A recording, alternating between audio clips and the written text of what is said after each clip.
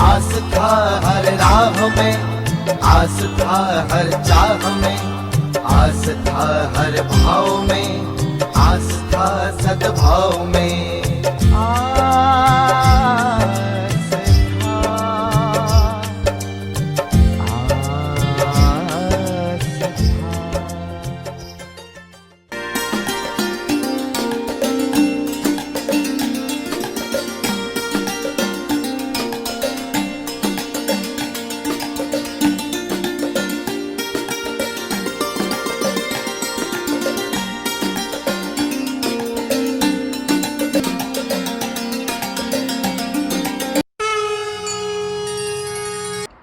ॐ नारायणं नमस्कृत्य नरो चैव नरोत्तमं देवीं सरस्वतीं व्यासं ततो जयमुदीरयेत्।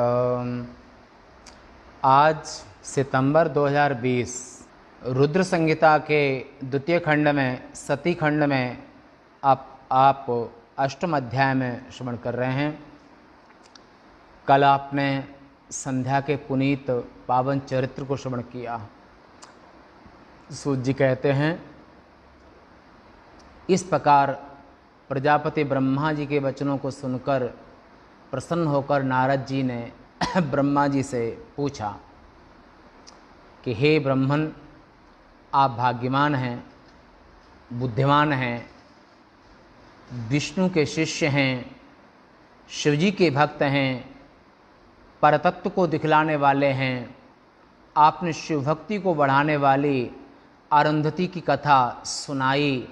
हे धर्मज्ञ, अब उसके दूसरे जन्म के विषय में हम सुनना चाहते हैं। ओम नारायणं नमस्कृत्य नरो चैव नरोत्तमं देवीं सरस्वतीं व्यासं ततो जयमुदीरयेत्। चंद्रशेखर चंद्रशेखर चंद्रशेखर चंद्रशेखर पाहि माम्।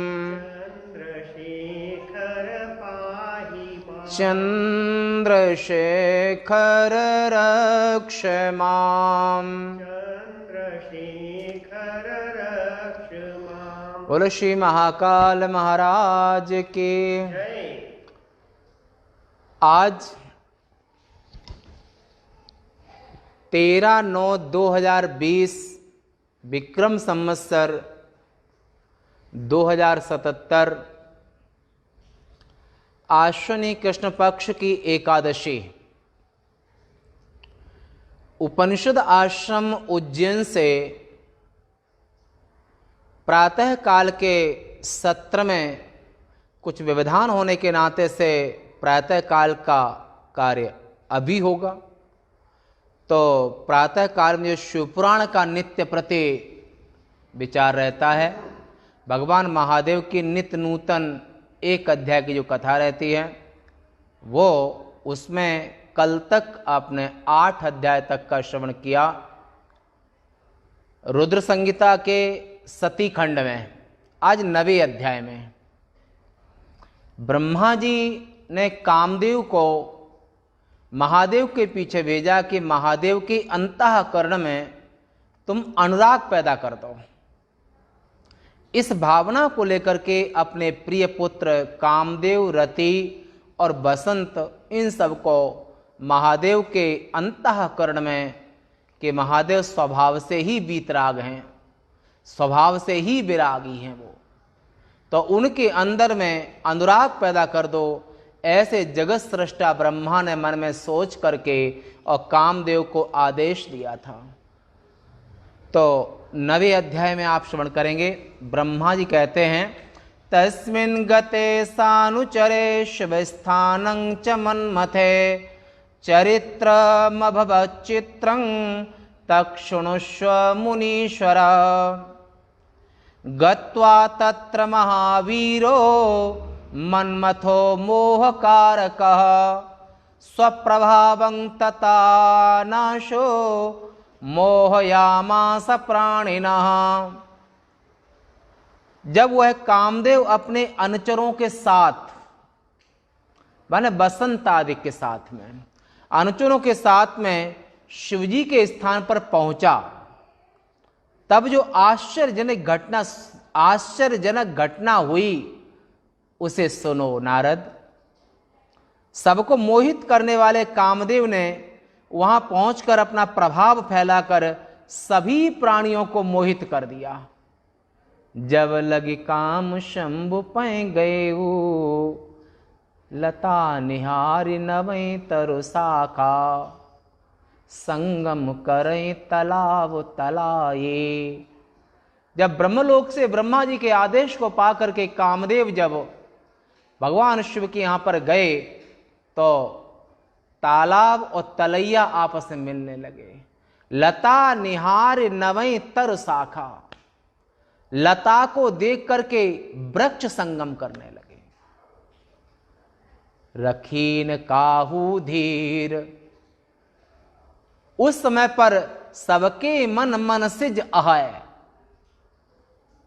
ब्रह्म जितना भी पूरे ब्रह्मांड में प्राणी है वो स्त्री पुरुष के प्रति, पुरुष स्त्री के प्रति है आकर्षण स्वाभाविक ही। जब लगे काम शंभु पै गए, पूरे ब्रह्मांड में सब काम विवश सब नर नारी।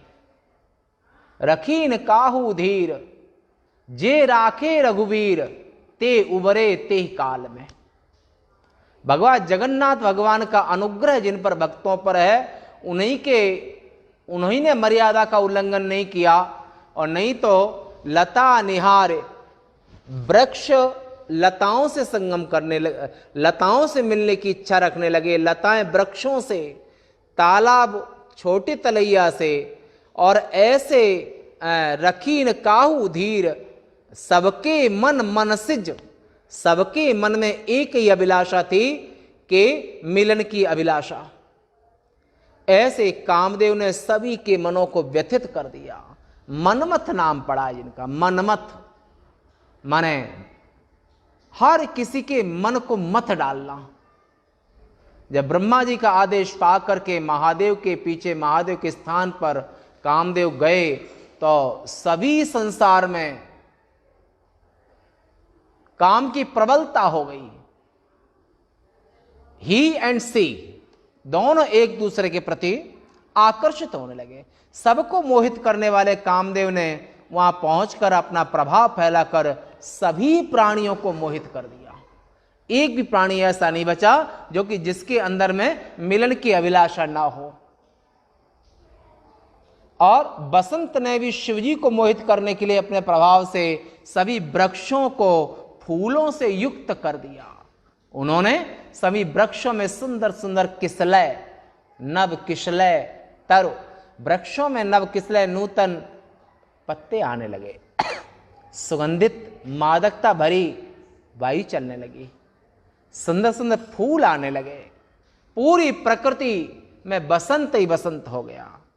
कामदेव ने रति के साथ में अनेक प्रयत्न किए जिससे सभी प्राणी उसके वश में हो गए। केवल गणेश जी और शिव जी कामदेव के बस में नहीं हुए। दो पर असर कामदेव का नहीं हुआ और इस सृष्टि में सभी प्राणी कामदेव के बस में हो गए। धैर्य जाता रहा लोगों को। जब लगी काम शंभु पै गयो, उभय घरी ऐसा कौतुक भयो। ऐसा कौतुक हुआ, ऐसा कौतुक हुआ कि उस समय पर धरीन काहू धीर, धीरों का भी धैर्य टूट गया।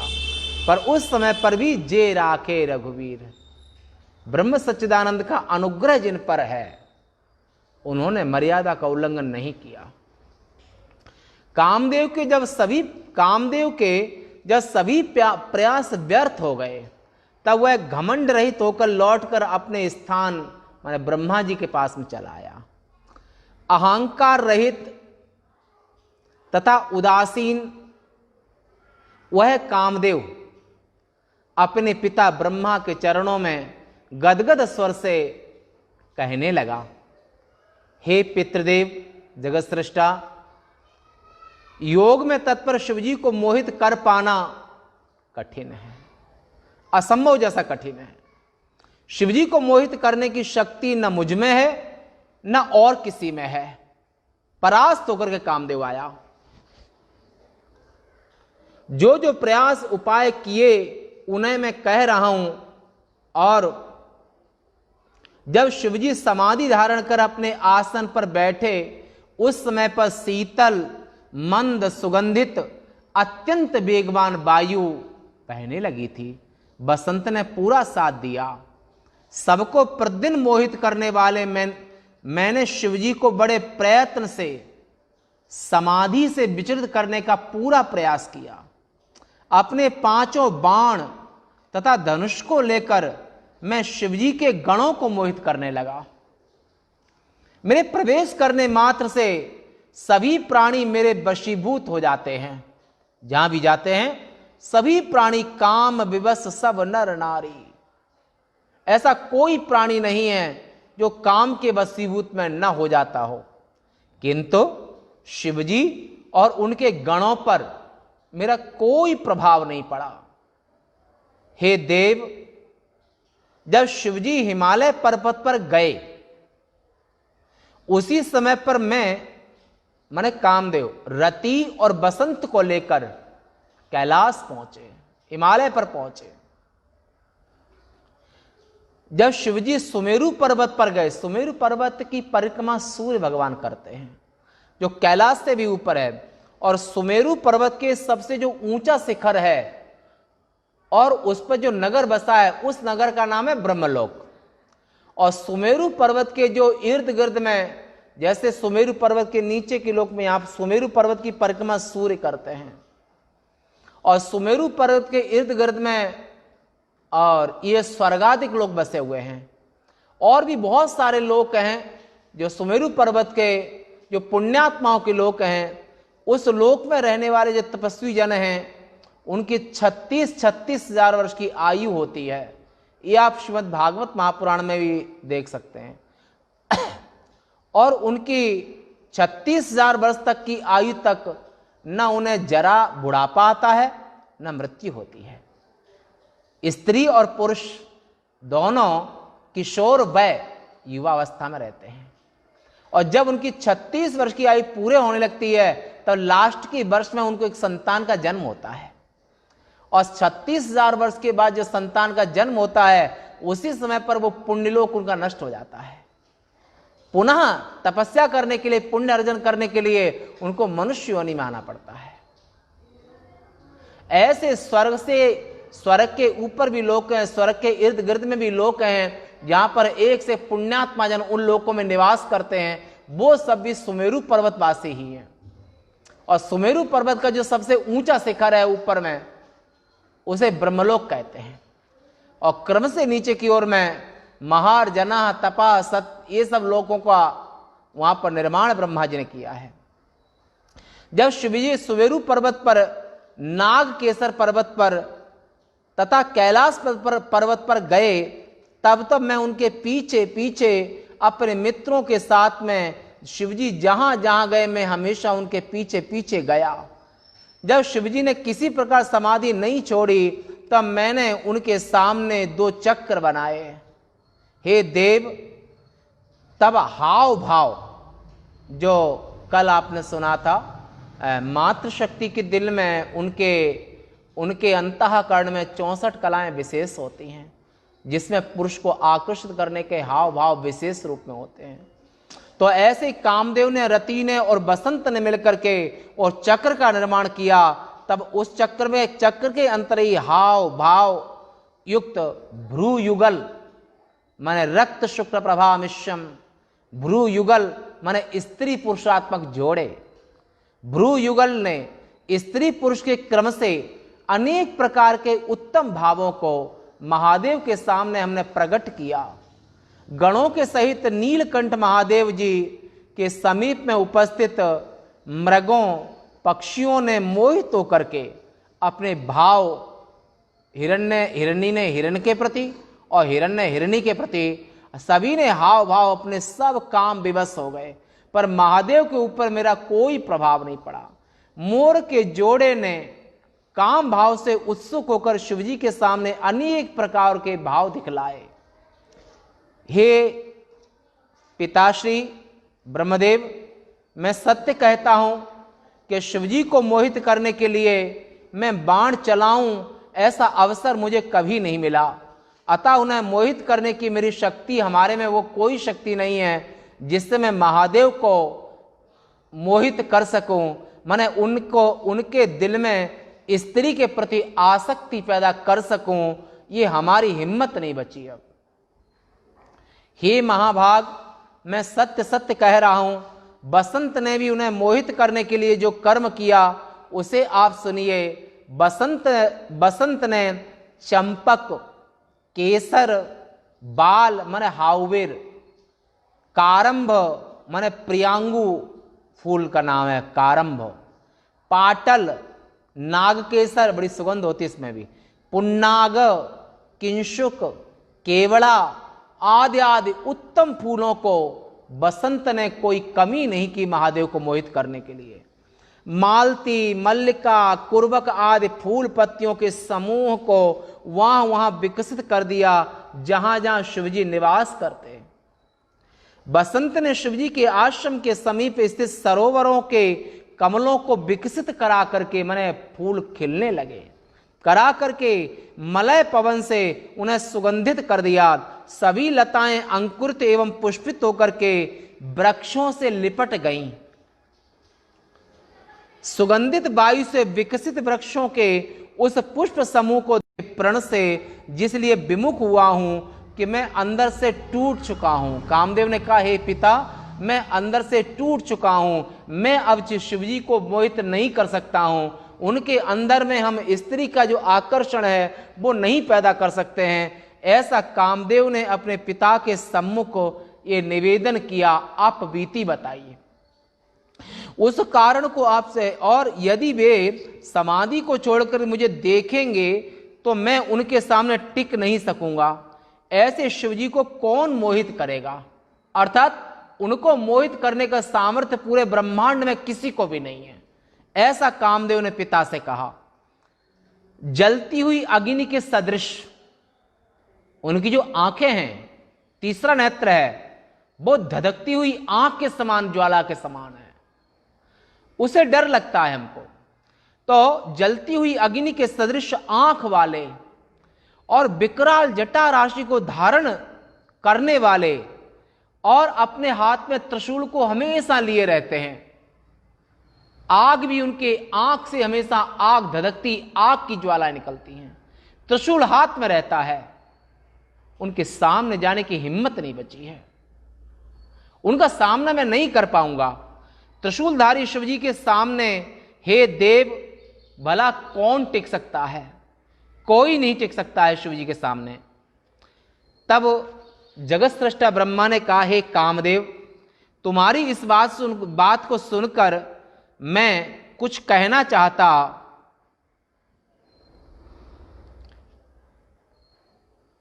परंतु मैं कुछ कर नहीं सकता हूं। मैं भी कुछ नहीं कर सकता, मैं चिंतित हो गया हूं तुम्हारी असफलता को। कामदेव की तुमने महादेव के दिल में स्त्री के प्रति कोई आकर्षण पैदा न कर सके, कोई काम पैदा न कर सके, उनके दिल में अनुराग पैदा न कर सके, क्योंकि महादेव तो नित्य बैरागी हैं। वो तो बैराग की मूर्ति हैं। उनके दिल में अनुराग पैदा करना ये तो असंभव के समान कठिन है। ऐसी बात सुनकर के ब्रह्मा जी ने कहा कि हमारे दिल में, मन में बड़ा क्षोभ है, बड़ा कष्ट है कि तुम असफल होकर के वापस आ गए और महादेव के दिल में अनुराग पैदा ना कर सके। हे मुनिवर नारद, जब कामदेव ने यह कह दिया कि मैं शिवजी को मोहित करने में असमर्थ हूं, मैं शिवजी के सामने नहीं टिक सकता हूं, जब ऐसा कहा, यह सुनकर दुख के कारण मेरा श्वास चलना ही रुक गया। ऐसा ब्रह्मा जी ने कहा। जब शिवजी के सामने यह असमर्थता प्रकट की, उनके दिल में अनुराग पैदा नहीं हो सकता है, इस बात को सुनकर के ब्रह्मा जी की श्वास रुकने लगी।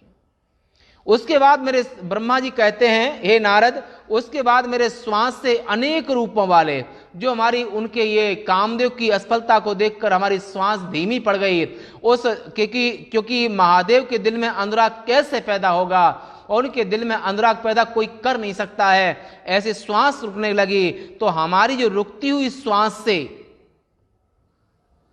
अनेक रूपों वाले महाबली, जीव को लपलपाने वाले, अत्यंत डरावने गण पैदा हुए मेरी श्वास से। ब्रह्मा जी कहने लगे, कोलाहल करने वाले वे असंख्य गण पटह आदि बाजों को बजाने लगे।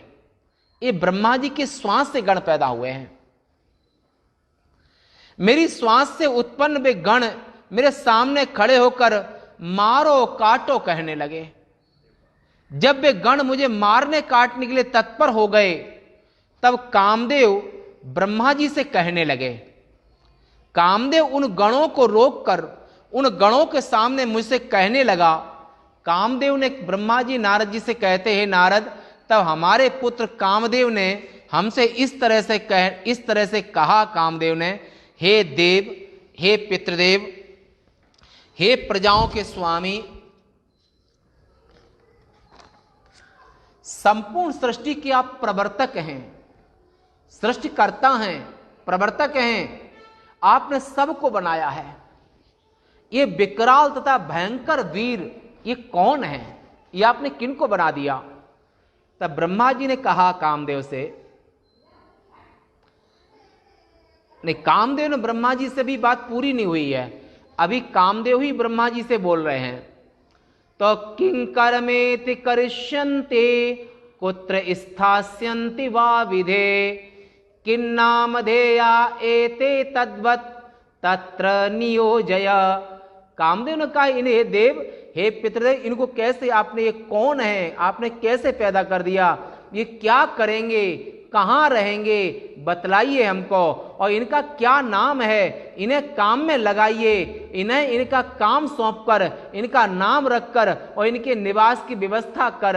हे देवेश, कृपा करके आप मुझे यथोचित आज्ञा दीजिए। तब ब्रह्मा जी ने कामदेव से कहा, ब्रह्मा जी ने नारद जी को संबोधित करते हुए कह रहे हैं, नारद, जब हमारे पुत्र कामदेव ने हमसे उन गणों के लिए इस तरह से पूछा, तो हमने कहा कि इसकी इस बात को सुनकर संसार की सृष्टि करने वाला मैं उनके कर्म आदि का निर्देश करता हुआ बोला। तब ब्रह्मा जी ने कहा, इन्होंने पैदा होते ही मारय मारय मारय इस शब्द का प्रयोग किया है इन गणों ने, जो मेरी श्वास से पैदा हुए हैं। तो इन गणों ने मारे मारे ऐसे शब्द को प्रयोग किया है, ऐसा बार बार कहा है, अतः इनका नाम मार ही हो जाएगा। ये जितने गण हैं ये सब मार कहलाएंगे। और जो इनकी पूजा नहीं करेंगे, ऐसे कामी पुरुषों के प्रत्येक कार्य में ये गण सदैव विघ्न किया करेंगे। आज भी शादी विवाह के पहले मारव आदि इनकी पूजा होती गणों की। हे कामदेव, पर ये वैदिक संस्कृति में होती है, पाश्चात्य में नहीं होती है, ना मुस्लिम में होती है, ना ईसाइयों में होती है। वो तो अगले जन्म को भी नहीं मानते हैं और वेदों को भी नहीं मानते हैं, भगवान को कैसे मानेंगे वो? और इसलिए मारव जो गण है इनको भी कहां से मानेंगे? तो यहाँ पर परंतु जो वैदिक हैं वो इन मारव इनकी पूजा भी करते हैं। जो इनका सम्मान पूजा करता है उनके यहाँ पर संसार का काम सुख पर्याप्त रहता, विघ्न नहीं पड़ते हैं। हे कामदेव, और ये जो मारय गण है, मारय ये जो मार गण हैं, ये तुम्हारे पीछे चलेंगे, एक कामदेव के सहायक हैं। तो ये तुम्हारे पीछे चलना इनका कार्य होगा और ये सदैव तुम्हारे सहायक होंगे। जो बसंत तुम्हारा सहायक है, ऐसे ये मार गण हैं, ये भी तुम्हारे अनुचर होंगे, तुम्हारे दास बन के रहेंगे, तुम्हारे अनुचर होंगे। आप अपने कार्य की सिद्धि के लिए जहां जहां जाएंगे, माने जिसमें भी अनुराग पैदा करना चाहेंगे, और उनमें मार गणों की सहायता ले सकते हैं। ऐसा कामदेव से कहा ब्रह्मा जी ने। ये वहां सहायता के लिए आपके साथ जाएंगे और तुम्हारे अस्त्र के वश में रहने वालों के मन में ये भ्रम पैदा कर देंगे। ज्ञानियों के ज्ञान मार्ग में सदा विघ्न डाला करेंगे। संसार में अगर चाहे ये मार हो चाहे अन्य हो, ब्रह्म साक्षात करने जब साधक चलता है तो उसके सामने जिंदगी भर चुनौतियां होती हैं, और ऐसे ऐसे देवता भी असुर भी कि तुम ब्रह्मत्व को प्राप्त मत करो, संसार में तुम्हें जो चाहिए वो ले लो। देवता भी कहते हैं यावत जब तक जीना चाहो उतनी आयु ले लो, अप्सराएं ले लो, धन धान्य ले लो, पर ब्रह्म विद्या को मत लो। इसलिए संसार में अगर सबसे बड़ा भयंकर युद्ध होता है, वो जो जिंदगी भर युद्ध करता है, उसे ब्रह्म ऋषि कहते हैं, उसे ब्रह्माभ्यासी कहते हैं, उसे ब्रह्मवेत्ता कहते हैं, आत्मज्ञ कहते हैं, आत्मनिष्ठ कहते हैं। आत्मनिष्ठ को हर पल युद्ध करना पड़ता है, और उसको ब्रह्माकार वृत्ति से, भगवदाकार वृत्ति से, परमात्मा से दूर करने के लिए संसार में एक नहीं हजारों दुश्मन उसके आगे पीछे घूमते हैं, उसकी तपस्या से मन को भटकाने के लिए। पर वो दृढ़ यथात्मा दृढ़ निश्चय, आत्मज्ञ महापुरुष बहुत दृढ़ निश्चय होता है, इसलिए वो अपना युद्ध और उसको क्योंकि जीवन भर संग्राम, सती होना सरल है, सरल सूर का काम, ब्रह्मचर्य रखना कठिन, जीवन भर संग्राम। ब्रह्मचर्य का नाम सत्य है, सत्य का नाम ब्रह्मचर्य है। बिना सत्य के ब्रह्मचर्य रह नहीं सकता है, और ब्रह्मचर्य के बिना ब्रह्म विद्या नहीं रह सकती है, क्योंकि यमैष वृणते तेनैव लभ्या। उत्तम साधक को देख करके जगत माता स्वयं ही वर्ण करती हैं। शम दम मनोनिग्रह, इंद्रिय निग्रह, और साधन चतुष्टयता अगर नहीं है, साधन चतुष्टय के अभाव में ब्रह्म साक्षात्कार ब्रह्म विद्या टिकेगी नहीं। और साधन चतुष्टय संपन्न होकर के जीना, और इनके लिए ऐसे ज्ञानियों के ज्ञान मार्ग में ये जो मार गण हैं और अन्य गण हैं, ये सामने दुश्मन बने खड़े हो जाते हैं, और उसको ब्रह्माकार वृत्ति से, ब्रह्म मार्ग से भटका देते हैं, भ्रम पैदा कर देते हैं, और संसार में तुम्हें जो चाहिए वो सब देंगे देवगण, परंतु आवत देखें विषय बयारे, ते हठ देहि कपाट उघारे, इंद्रिय सुरन न ज्ञान सुहाये, विषय भोग पर प्रीति सदाये। ऐसे देवताओं को भी ज्ञान अच्छा नहीं लगता है, और देवता लोग बस जो है वो आप उनके लिए हवन आदि यज्ञ आदि और उनके लिए कार्य करते रहिए, परंतु मुक्ति के रास्ते में वो भी बाधक बन जाते हैं। इंद्र ने न जाने अपनी जिंदगी में कितने तपस्वी का तप भंग करने के लिए अप्सराएं भेजी। ऐसी जो मारगण हैं, ये ज्ञानियों के दुश्मन हैं, ये ज्ञान के मार्ग में उसको भ्रम पैदा करके भटका देते हैं, और ये कामदेव के सहायक हैं। और जहां काम है वहां राम नहीं, जहां राम वहां काम नहीं। तो और बैरागी को घटाने वाले और अनुराग को बढ़ाने वाले और कामदेव के सहायक हैं ये मारगण।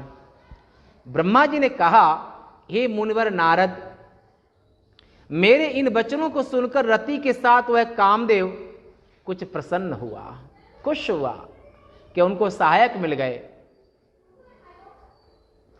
वे सभी गण मेरी बात को सुनकर कामदेव और मुझे घेर कर, उन मार गणों ने हमको भी घेर लिया और कामदेव को घेर लिया। उन गणों ने, मार गणों ने, जो ब्रह्मा जी की श्वास से उत्पन्न हुए हैं, जो काम कृशान बढ़ा बनहारी, जो काम को बढ़ाने वाले गण हैं ये।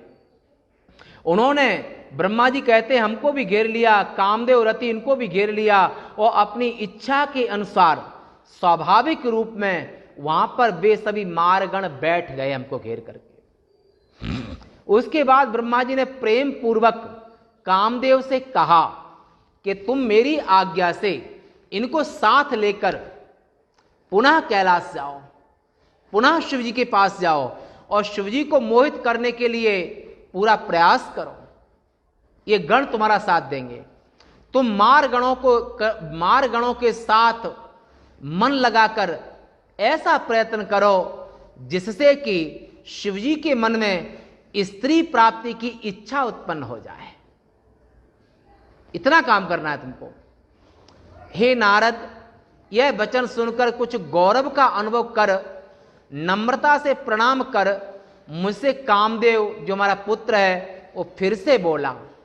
कामदेव ने कहा कि हे तात, हे मेरे पितृदेव, पहली बार भी मैंने शिवजी को मोहित करने के लिए पूर्ण प्रयास किया। हमने कोई कसर नहीं छोड़ी, पूरा प्रयास किया, और वे न तो तब मोहित हुए न अब होंगे। आप बेकार में प्रयास कर रहे हैं, परंतु आपके वचनों को महत्व देता हूं। एक मर्यादा है। बड़ों के महत्व देने का अर्थ है कि आज्ञा समन सुसाहिब सेवा, जिसको आप श्रद्धा रखते हैं, भावना रखते हैं, मानते हैं, उनकी आज्ञा का कभी उल्लंघन मत करो। अगर वेदों को मानते हैं तो वेदों की आज्ञा भी अविचारणीय नहीं है। वो ओम पुनः सुनिए, वेदों की आज्ञा हमेशा उन आज्ञाओं का पालन करना ही ये उनकी उपासना है। वेदों की श्रुति स्मृति ममैवाज्ञे इत्यप ईश्वर भाषितम, ये सृष्टि की आरंभ की मर्यादा है। और यही मारगणों ने किया, यही कामदेव ने किया कि पिता की, माता की, गुरु की, वेद की, पुराण की, स्मृतियों की, अपने से बड़ों की, जिसको आप बहुत प्रेम करते हैं। और प्रेम में तो हमेशा देना ही देना रहता है। प्रेम में लेना कैसा? बलिदान बिना निष्प्राण प्रेम है। अगर आप जिससे प्रेम करते हैं तो बिन मोल बिक जाओ। अगर भगवान से प्रेम करते हैं तो ये नहीं, तो भगवान की जो आज्ञा है, गुरु की जो आज्ञा है, गुरोर आज्ञा है विनम्र चारणीया। गुरु की सत्य वेद गुरु वाक्य हैं, श्रद्धा अस विश्वास।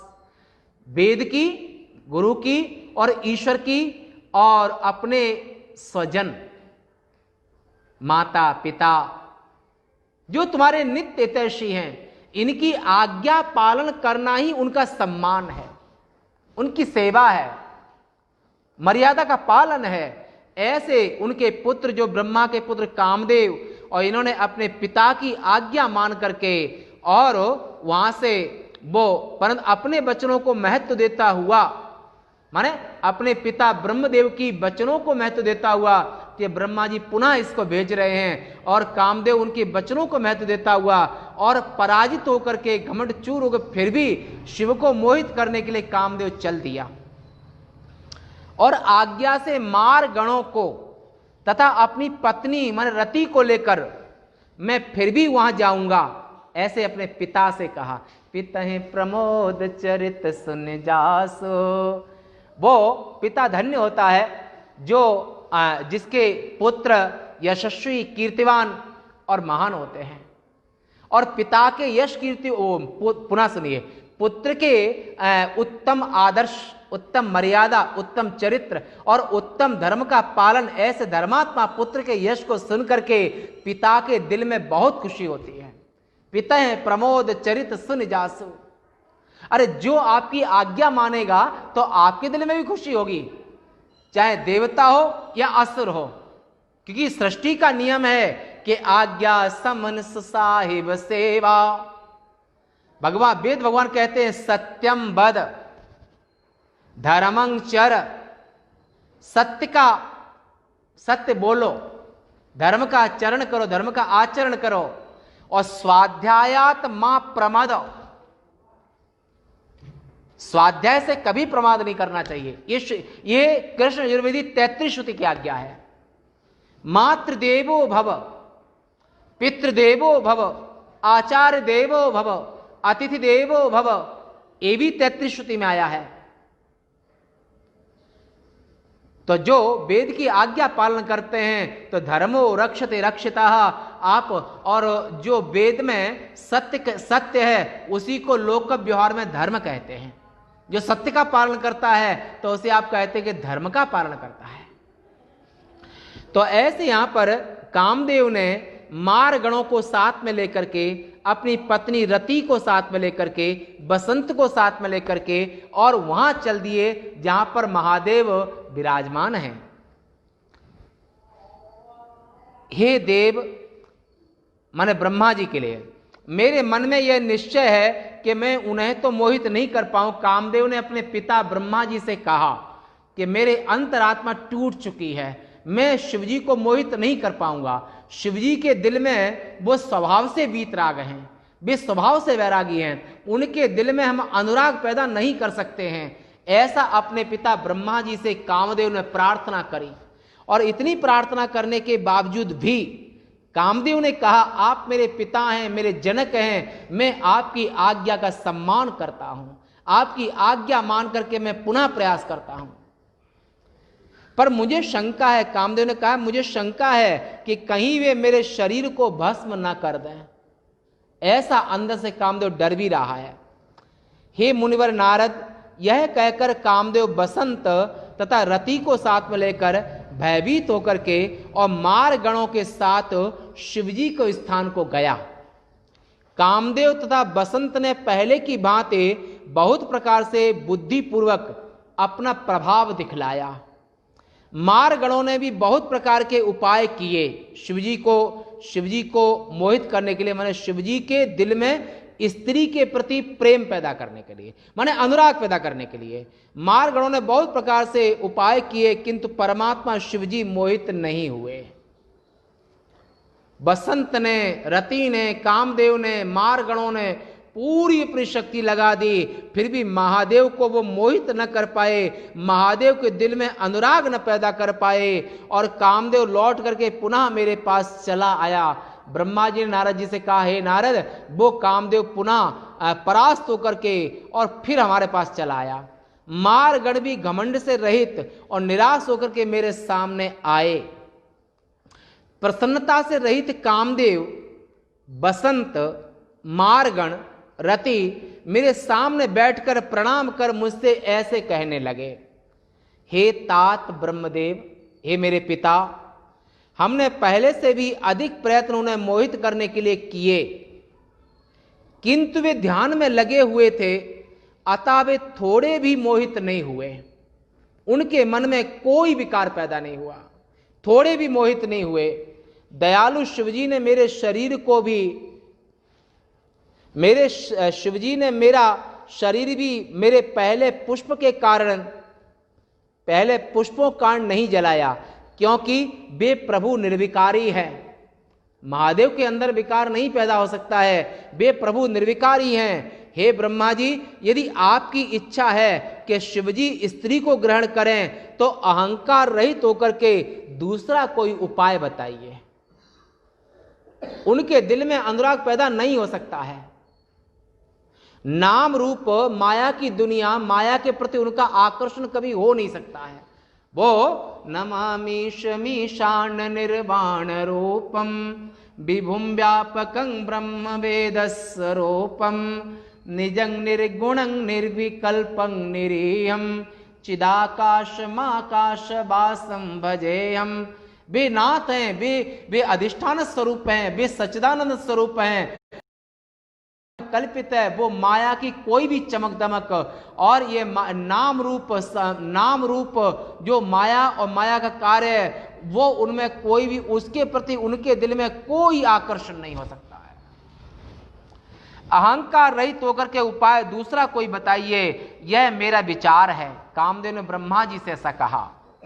तब ब्रह्मा जी ने कहा कि इत्युक्त्वा सपरिवारो यजौ कामः स्वमाश्रमं प्रणम्य मां स्मरन् शंभुं गर्वदं दीनवत्सलम्।